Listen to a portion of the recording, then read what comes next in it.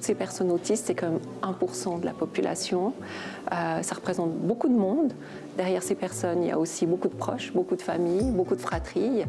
Et plus le grand public sera informé sur c'est quoi l'autisme, que vit une personne autiste, eh bien, nous, à l'association, on part du postulat que les parcours de vie des personnes autistes en seront facilités.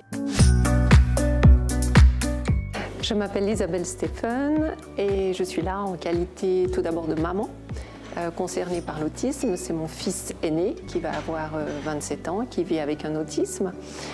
Et en parallèle, je co-préside Autisme Suisse Romande, qui est une association de parents, de familles, de personnes concernées et de professionnels, voilà, pour les représenter, défendre leurs droits. Le trouble du spectre de l'autisme, ça n'est pas une maladie, c'est un trouble du développement cérébral et que les choses ne sont pas absolument fixées. C'est-à-dire plus on accompagne et on travaille avec la personne en fonction de ses besoins, plus les choses vont s'améliorer.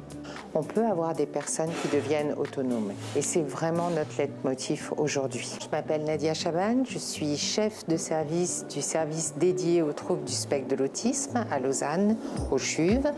J'ai une formation de pédopsychiatre et aussi une formation de chercheur et je travaille dans le domaine de l'autisme depuis plus de 30 ans.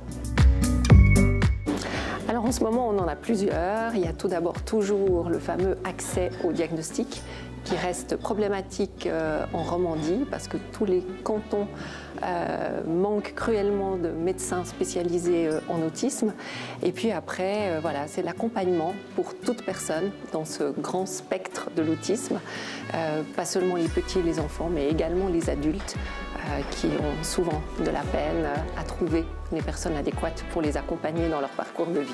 Pour ce qui nous concerne, un des très grands défis, c'est l'accompagnement précoce, c'est-à-dire intervenir le plus tôt possible pour limiter au maximum le handicap apporté par le trouble du spectre de l'autisme. L'autre grand défi, c'est de pouvoir accompagner, aider, orienter les personnes adultes avec TSA sans déficience intellectuelle, qui jusqu'à présent sont peut-être laissés un petit peu trop de côté, insuffisamment diagnostiqués et probablement insuffisamment accompagnés vers un statut d'autonomie complète et de vie équilibrée comme tout un chacun aimerait la mener. Pour ce qui concerne le public averti, je n'ai qu'un mot, c'est formation, formation, formation. Les choses bougent très vite dans le domaine du trouble du spectre de l'autisme et je crois qu'il y a énormément de bonne volonté. Il y a juste peut-être à focaliser, à se former et à apprendre à travailler ensemble pour créer le réseau le plus efficace possible pour accompagner les personnes.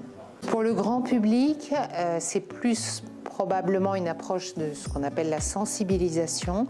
C'est peut-être sortir des sentiers battus, des idées reçues. Tous les autistes ne sont pas Rain Man, ne sont pas le good doctor, ne sont pas non plus la personne qui passe tout son temps à se balancer. Il y a une hétérogénéité énorme, des besoins différents d'une personne à l'autre et avec un potentiel d'amélioration, un potentiel qui devrait aller vers l'autonomie la plus possible pour chaque personne.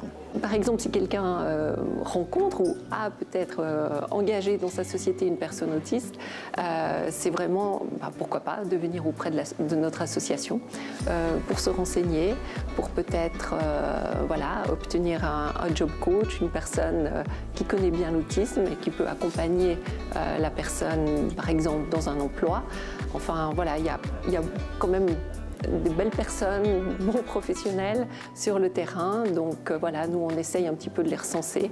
Donc une idée, c'est venez à nous, on a une helpline romande et on vous aidera à aider une personne autiste.